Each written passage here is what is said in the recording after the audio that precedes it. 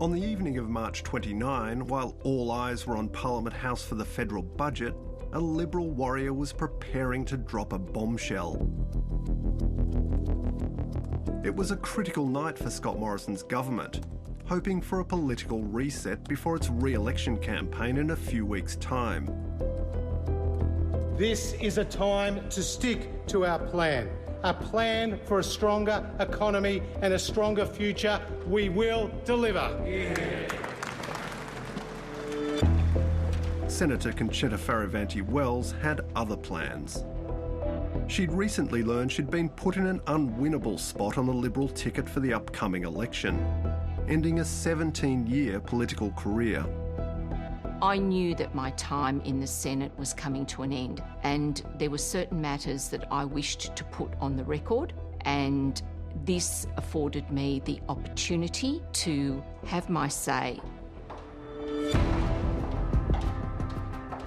The leading Conservative hadn't come to praise Prime Minister Scott Morrison, she'd come to bury him. Senator Fierravanti-Wells. In order to understand the man, it is best to look at his past actions. He is adept at running with the foxes and hunting with the hounds, lacking the moral compass and having no conscience. Sour grapes is certainly what was prominent in my mind as I listened to the whole download. I don't think that dropping bombs on your own party just before an election is the right thing to do. Concetta Fierravanti-Wells laid bare her own account of a brutal factional war raging inside the party for years. The Constitution was trashed. There is a putrid stench of corruption emanating from the New South Wales division of the Liberal Party. There were people that were working hard to take me out. Our job is to fight for them, not fight each other. Fierravanti-Wells had more than the Prime Minister in her line of fire. Her other target, his close ally and faction boss Alex Hawke. There is a very appropriate saying here: the fish stinks from the head. Morrison and Hawke have ruined the Liberal Party in New South Wales. I think Alex and the movement that he's built is a cancer that has infected the party and it needs to be excised. This cancer needs to be cut out. I'm speaking out because many, many people inside the Liberal Party aren't able to speak. Tonight on Four Corners, we expose the factional infighting being blamed for fomenting the Coalition's devastating election loss, with Liberal Party insiders speaking out for the first time. We investigate extraordinary allegations about backroom party operatives and how they tried to wield their power, and reveal how, on the brink of the federal election, the internal warfare was deliberately escalated, driven by a deep-set hatred and a hunger for revenge.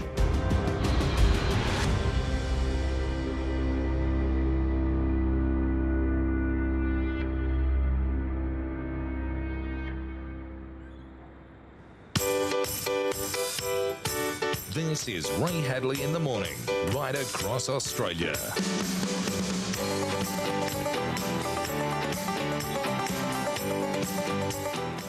Every weekday morning at just after 9 o'clock, one of Australia's best-known radio hosts hits the airwaves.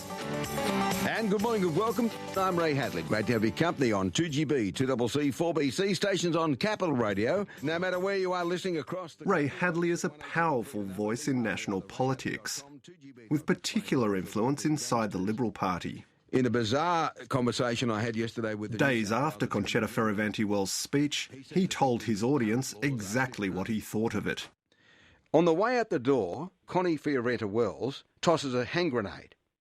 Well, I think that what Connie said on that budget night would suggest to me, as was the case with many others within the Liberal Party, they were, venting about their unhappiness with the party generally, and I thought it was less than helpful heading to a federal election to have people within inside the party fighting with it. I'm sure that Anthony Albanese was sitting back thinking, how good is this? He'll seek greater defence ties... Hadley had been intensely focused on a factional war unfolding in the Liberal Party that threatened to derail its election chances. The Prime Minister's on. Prime Minister, good morning. G'day, Ray. Yeah. As the election loomed, candidates had still not been chosen in more than a dozen New South Wales seats. We are getting closer to May. When are we going to have some of the definitive answer in New South Wales as to who's going to stand and get rid of this nonsense? Well, it is very frustrating, and there's some childish games going on there. But those playing games in the New South Wales Liberal Party organisation need to ensure they focus on winning this election for the goodness of the Australian people and forget their factional rubbish. I've sat through a lot of federal elections, having done this job for a lot of times, and I can't remember another time where, you know, there was such confusion about pre-selections for either the Labor Party, the Liberal Party or anyone else. It just seemed to me that it was ridiculous. Alexander George Hawke. In the pre-selection crisis, the stakes were high for one of Scott Morrison's political lieutenants, then Immigration Minister Alex Hawke. Scott Morrison and Hawke got into Parliament at the same time, 2007. They were very, very close. They put together a little group of people in that party room that were loyal to them, that weren't part of the left-wing faction, weren't part of the right-wing faction, part of the ScoMo faction. ScoMo was the face, Alex was the numbers man. It was a very, very successful team. It's great to be here in Western Sydney. Hawke and others were facing challenges to their pre-selection from candidates backed by the hard-right faction. To head off the threat, Hawke is accused of not being available for the vetting meetings that would allow the pre-selections to go ahead. He had a crucial role in those meetings as the Prime Minister's representative. There was World War III between the factions in terms of the candidates who had been nominated. It then became a standoff, which explains Alex Hawke's absence from a series of meetings where he should have been present. He was the Prime Minister's representative. He wasn't there, certain things didn't happen, and the whole pre-selection process derailed.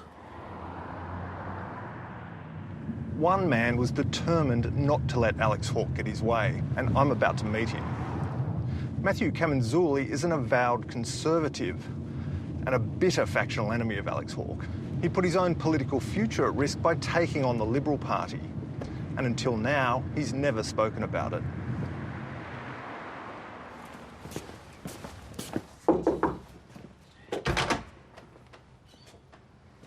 Matthew, g'day. Well, thanks. How are you? Good. Come in, please. Thank you. Matthew, why are you choosing to speak out about this now? I'm speaking out because many, many people inside the Liberal Party aren't able to speak. And I'm not in the Liberal Party anymore. They threw me out. Matthew Kaminzuli was a member of the New South Wales Liberal Party's governing body, the state executive, and a key player in the hard-right faction. He wanted to take down Alex Hawke and his allies, to get his own people into Parliament. I think the reason that Alex didn't go to the various meetings was in order to build pressure, in order to build a situation where a deal had to be struck, a transaction had to be done cross-factionally, in order to, you know, sort of help Alex get the sort of candidates that he wanted in the seats that he wanted. I think he was trying to protect key allies and select further allies, because he's gone from stacking shelves to stacking branches, and then he attempted to stack Parliament. And that's probably the easiest way for Alex to maintain power, is by stacking. Give him a bit of encouragement, all good people. Former Liberal Party member John Ruddick is a strong supporter of Matthew Kaminzuli. Democracy is coming. He's since joined the rival Liberal Democrats. So they can't have a meeting without the Prime Minister's representative. Okay, and they just wound down the clock. Then we get to, it's the eve of the election. They say, oh, well, let's stop these factional games. Let's just appoint them. And that's what happened. I believe it cost them the election. Alex Hawke declined to be interviewed, but in a statement said, "The specific allegation made by some that I delayed or had any ability to delay nomination review by not attending is false. As per party requirements, I have no role in deciding matters in relation to my own pre-selection." Spending more time with our family members. Just weeks before the federal election was called, Scott Morrison used the party rules to head off the challenge by the right by installing his own candidates, including Alex Hawke and then Cabinet Minister Susan Lee. Why did you need the intervention of Scott Morrison and indeed Alex Hawke to protect you? I don't blame Scott Morrison. I don't blame Alex Hawke. I blame the factional games and the infighting that led to this point, and would have seen good cabinet ministers, good first-term members of Parliament and good marginal seat members ousted, potentially. And that's the thing that we needed to address and we continue to need to address within the New South Wales division. The fact that the party needs to return to its base and... Matthew Kaminzuli hit back with an extraordinary move. He took his own party to court. There are a number of us on the executive and broadly in the party that thought that this process that was being imposed upon the members, which was a federal intervention because Alex wasn't getting his own way, was essentially a bad thing and bad for democracy and bad for any future opposition or government. So we asked the courts whether or not they thought what was going on was a good idea. Essentially, we just went to the court. Your cousin, Charles Kaminzuli, was trying to get pre-selected for Parramatta for the Liberal Party. You say you were doing it for the right reasons, but wasn't there a degree of self-interest there as well? There are much, much easier ways to get the candidates that you want into Parliament. And most specifically, we don't know who would have won the selection in Parramatta. We just wanted a pre-selection. So, Matthew, what do we got here? Oh, this is one of the many documents from when we sued the Liberal Party in order to try and get democratic pre-selections across the board. So, as you can see here, I was the first plaintiff and Scott Morrison being the first defendant, among others. So you lost this case. What did you do then? Well, then we went on to the High Court. Yeah. And how did the party react to that? Well, they sent me this letter, and this letter is my expulsion letter. They threw me out of the party, and they threw me out of the party simply for going to court. Kaminzuli's court action failed, but damage had been done. The internal divisions were now on public display. If a party gets involved in a litigation about an internal matter, you're in strife. Now, he did what was his right to pursue a legal outcome, but it's a pretty poor alternative and paints a picture correctly about what an appalling state of affairs it was in relation to those pre-selections. It wasn't the first time Morrison had to save one of his political allies from Conservative challenges. A year earlier, Western Sydney MP Melissa McIntosh was under attack from forces aligned with Matthew Kaminzuli. She'd won the seat of Lindsay from Labor in 2019. While I was working with my community, there were people that were working hard to take me out.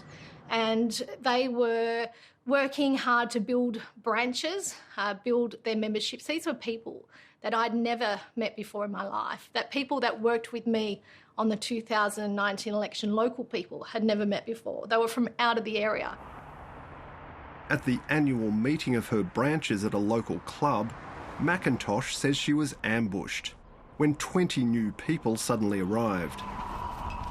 Matthew Kaminzuli was also there. I turned up to a local Liberal Party meeting and they aggressively took over that meeting, every single executive spot that belonged to local people. They shouted over the then Minister for Women, Maurice Payne. They shouted over me. They shouted over anyone that disputed their claim for positions. These are people that we never met before in our lives, a bunch of blokes who were working specifically to take me out. Four Corners has obtained an email that McIntosh later sent to the party leadership, in which she says Matthew Kaminzuli appeared to be orchestrating much of the events that took place, and even yelling from the back of the room. He denies this. Shortly afterwards, Melissa McIntosh went to a meeting of Liberal MPs in Canberra, where she was confronted by a key ally of Matthew Kaminzuli. Senator Connie Fierravanti-Wells pulled me out of that meeting and told me it was in my best interest to go along with the people that were doing this to me within my branches. I'm really disappointed. I think it's really unacceptable behaviour. She feels it was inappropriate for you to be supporting the people she claims were trying to ambush her and challenge her pre-selection. What do you say to that?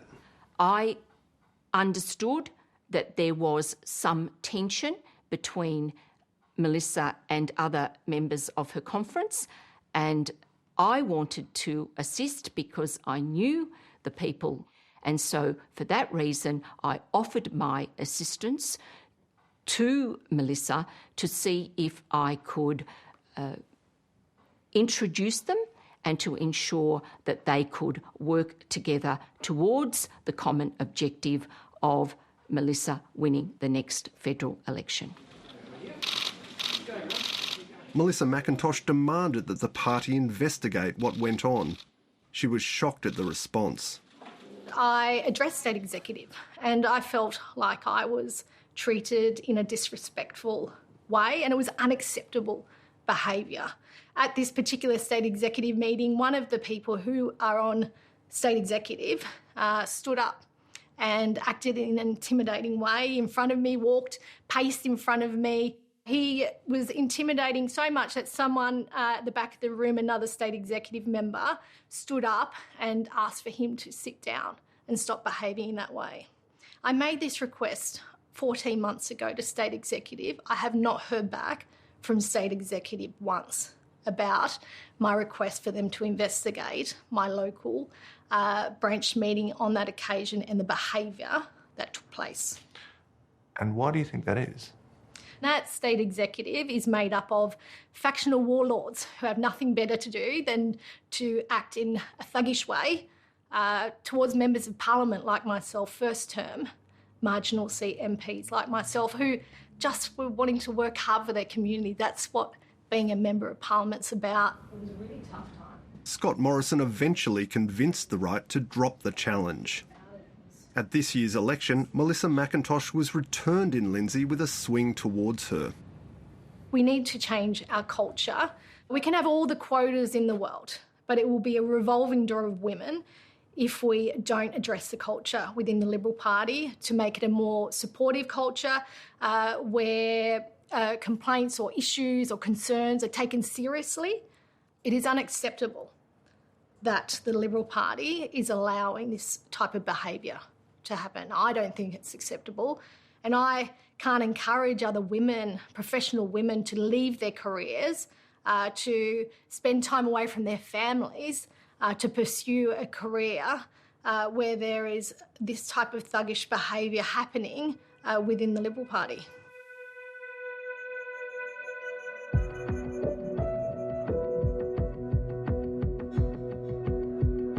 This is the move in the right direction. That flexibility is, I think, going to be so valuable. In the Liberal Party, there are three major factions. The left or moderate faction, led by Simon Birmingham. The hard right or conservative faction, led by Peter Dutton. Concetta Fierravanti-Wells and Matthew Camanzuli are aligned to this group. And the centre-right, run by Alex Hawke and led nationally by Scott Morrison when he was Prime Minister. Susan Lee is closest to this group. The factions are very powerful. That's not something that's happened overnight. It has evolved certainly in the 40 years that I've been involved in the Liberal Party, and to the point that the factions in the Liberal Party today are not dissimilar in terms of the power that they wield compared with the Labor Party. And why is that problematic? It's problematic because you end up with the spectre of a party within a party. That, for a lot of people, becomes the reason they belong to the party. In other words, not to compete in the marketplace of ideas, not to compete against other parties and candidates or sitting members in the context of an election, but really to make sure that your faction has the numbers, is on the ascendancy, and basically has its way. They are mafia without the violence. Now, they will break rules, party rules, okay? It's questionable about whether they break other rules, okay? But they are gangs fighting over turf. Now, the mafia fights over turf to control streets and control, stand over businesses, etc. The turf war of these mafia gangs, these mafia-light gangs, is who's going to be in Parliament. The origins of the factional brawl over pre-selections began years earlier. In 2015, Malcolm Turnbull, backed by the moderates, quite a crowd today, removed the hard right leader Tony Abbott as Prime Minister. 2 years later, the Conservatives took revenge. A wounded Tony Abbott led the charge to give each branch member more power in candidate selection, a process known as a plebiscite. That every member of our party has... Abbott's motion succeeded, weakening the moderate faction bosses that had removed him from power. Look, this has been a very important convention. It's been a very significant outcome. It's a clear road ahead to one member, one vote pre-selections, a clear road ahead to a democratic political party which is controlled by its members, not by lobbyists, not by factionalists, not by string pullers, but by ordinary, decent Australians. Thanks so much.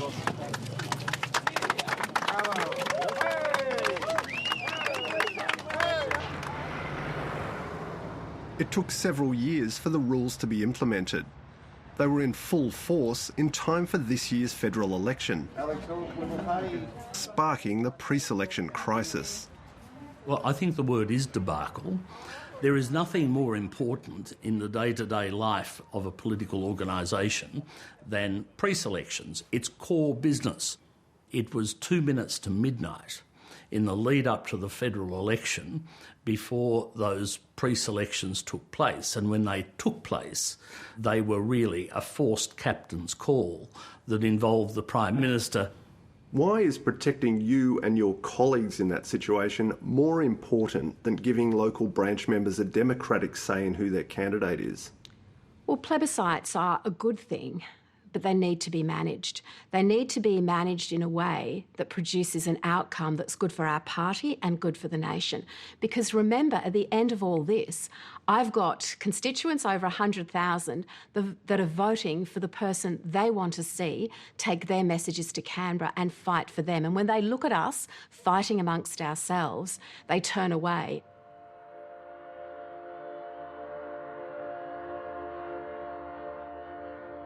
Yeah, look, I come from an electorate which has the highest proportion of families. Despite being virtually unknown to the public, Alex Hawke strategically built his power behind the scenes, not only inside the federal Liberals, but in New South Wales as well.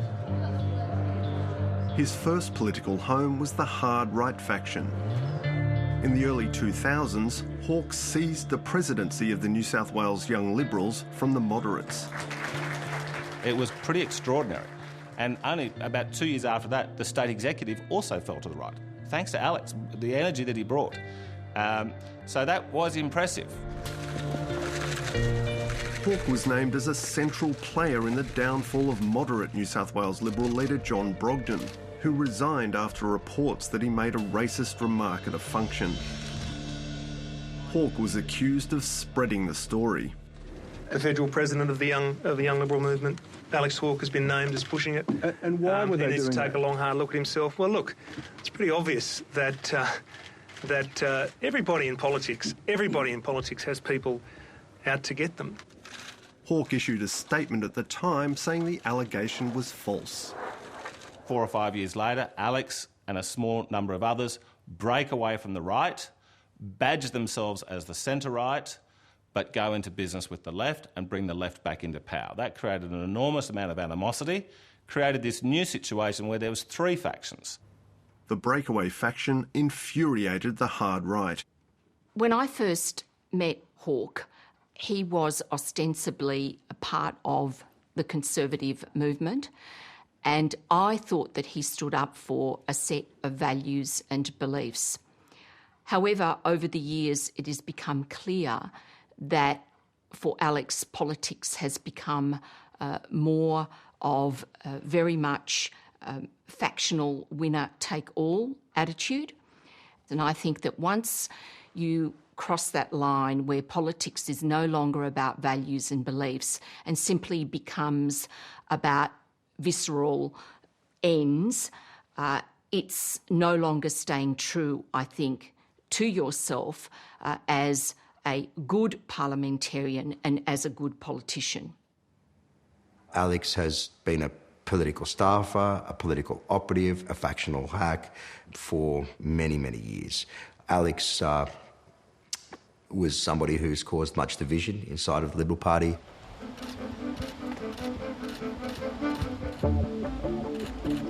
Since his election to Parliament in 2007, Alex Hawke has further consolidated his power through a fundraising body called the Mitchell Club, run by local party officials. Four Corners can reveal that donors to the Mitchell Club have been invited to pay up to $12,000 a year in return for access to government ministers, including the Prime Minister. The membership fee sits just below the level where the money needs to be publicly disclosed. Fundraising organisations that hang off political parties basically invite people who are interested in politics mainly within the corporate world to attend lunches or dinners or other functions. That provides access. It also provides influence, or at least the opportunity for influence. The truth is that most politicians get their hands dirty with fundraising. Alex Hawke's seat of Mitchell covers the increasingly wealthy suburbs of northwest Sydney, an area known to locals like broadcaster Ray Hadley as the Hills. I've been a resident in the Hills for 30 years, a ratepayer in the Hills, and I've taken a keen interest in various things that have happened out there. The Hills is a very conservative area, a mix of population, a large population of people who've come from different parts of the world. The development in the Hills is white hot. It's an event here in the Hills that led to one of the most damning allegations against Alex Hawke by Concetta Faravanti-Wells in her speech to the Senate. Welcome everyone. She dredged up a 3.5-year-old dispute about a Liberal Party branch meeting held at this funeral home in Borkham Hills. All in favour? On the agenda was the admission of new members, which could have threatened Hawke's power in the area. Hawke was present at the meeting. He saw what went on. After the meeting, the minutes were falsified to show that the 10 members were not accepted. Despite clear evidence of fraud, Hawke's role in this process has never been fully disclosed. One of the rejected members complained to the police that fraud may have occurred. New South Wales Police told Four Corners that, based on what has been received, police do not see any evidence of a criminal offence. Alex Hawke said the Liberal Party has stated that no MP has been investigated over the dispute.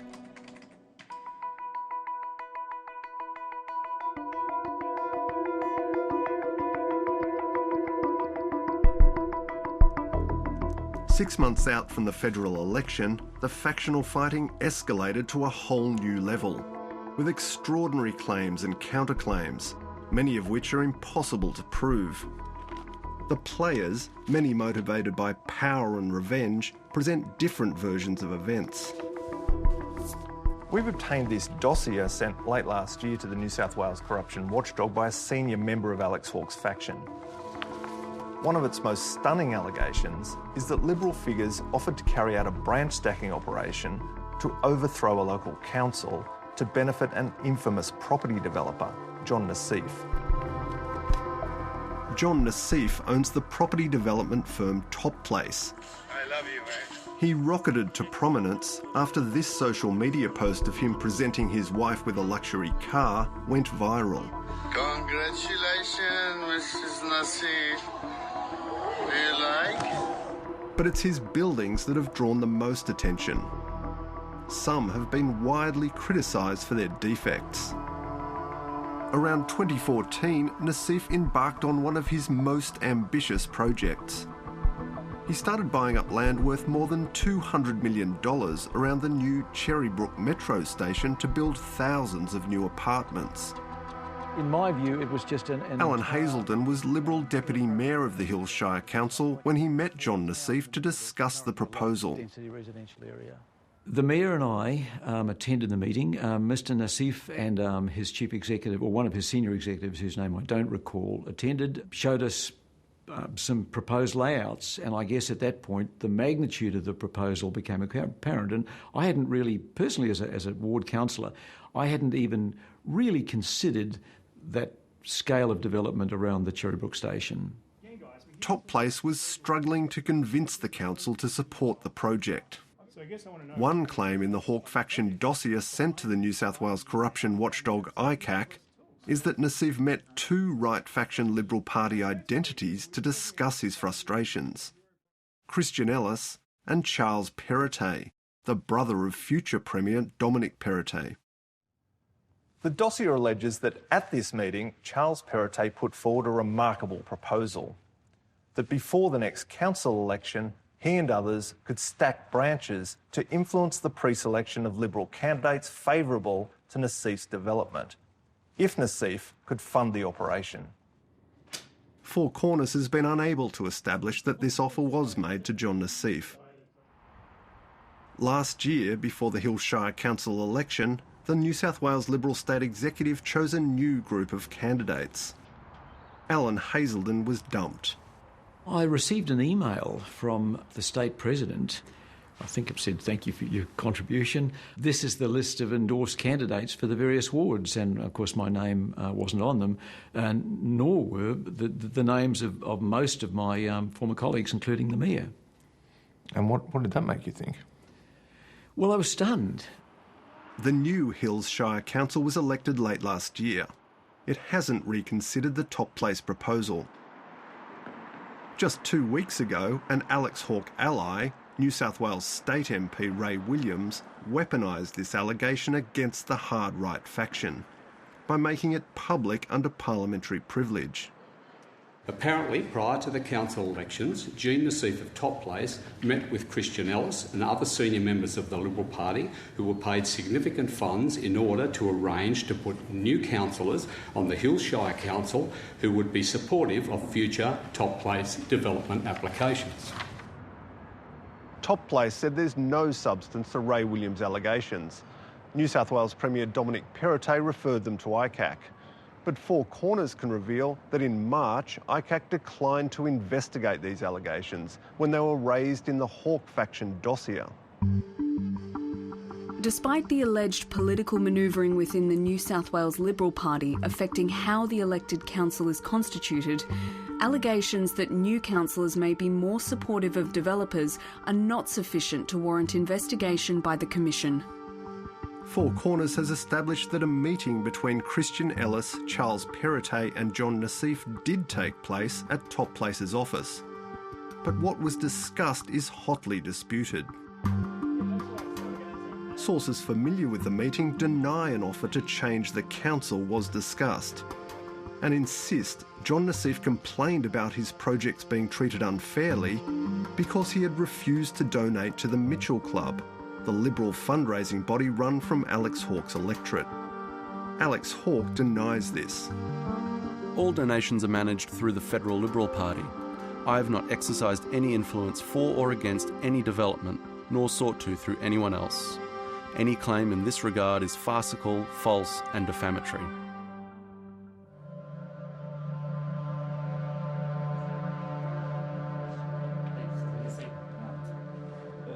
Good to see you again. Yes. The Hawke faction dossier sent to ICAC contains more allegations that inflame the factional war.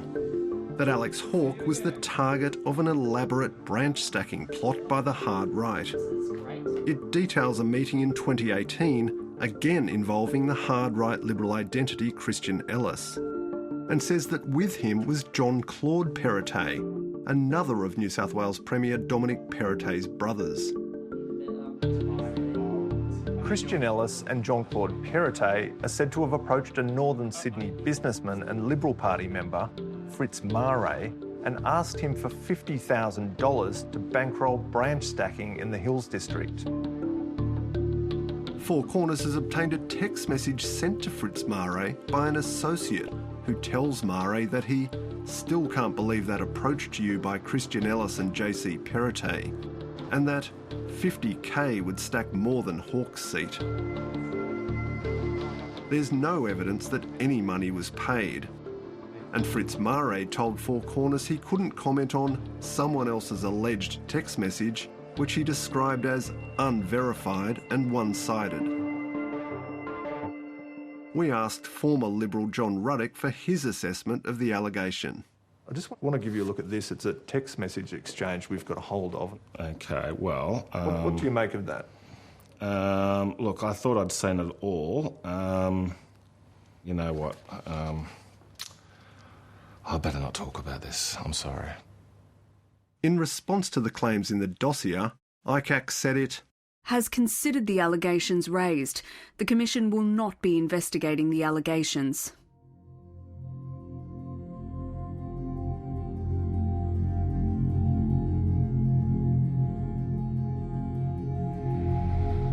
It's a difficult night for Liberals and Nationals around the country, as nights like this always are. The Liberals had a catastrophic election result in New South Wales, losing 6 seats, in part thanks to the factional brawl. Of the 12 seats where Morrison installed his captain's picks, only 3 were won by the Liberals. And I think it is important for our nation to heal and to move forward.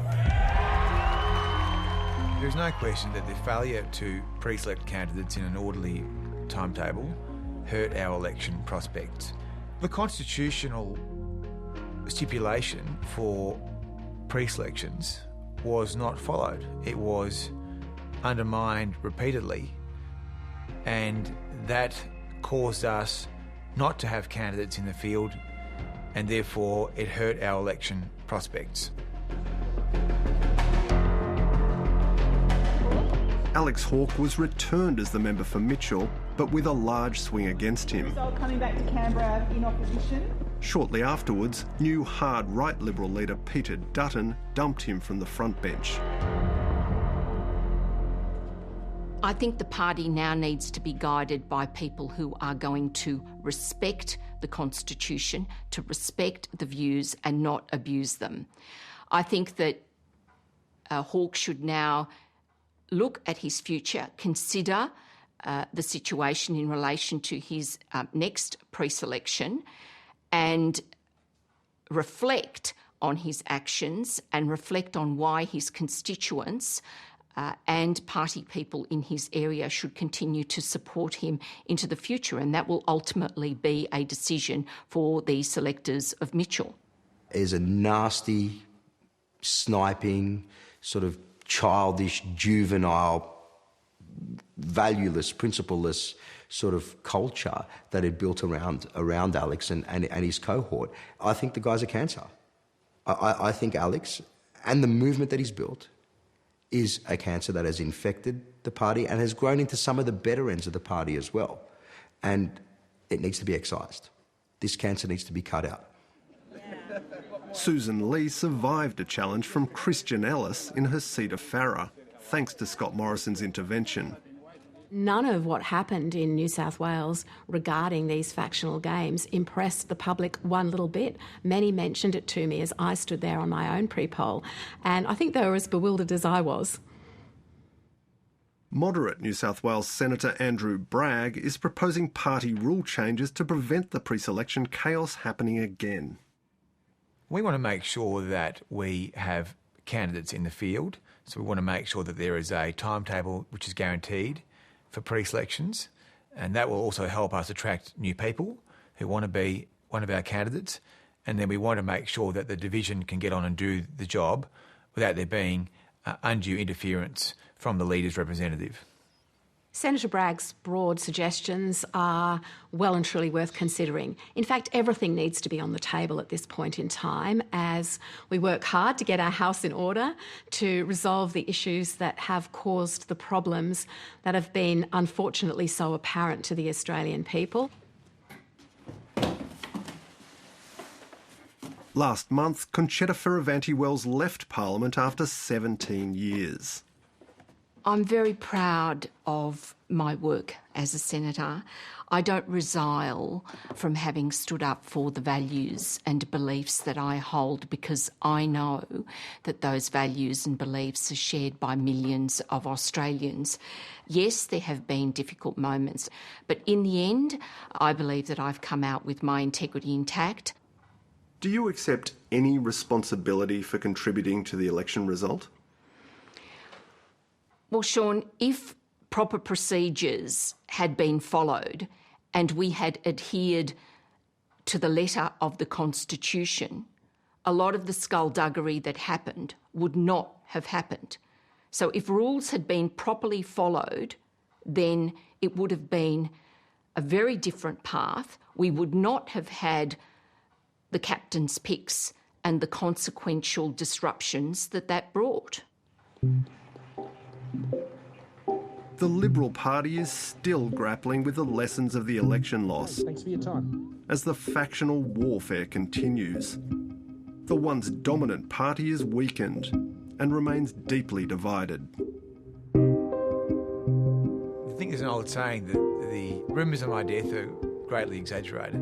I mean, every party goes through one of these processes after they lose government. I'm not particularly concerned about the long-term viability of the Liberal Party, but we must learn the lessons. We need to be closer to the grassroots. We need to address the issues on fairness. The general public is completely turned off by what they see as factional games. That's why we have to get our house in order. Our job is to fight for them, not fight each other.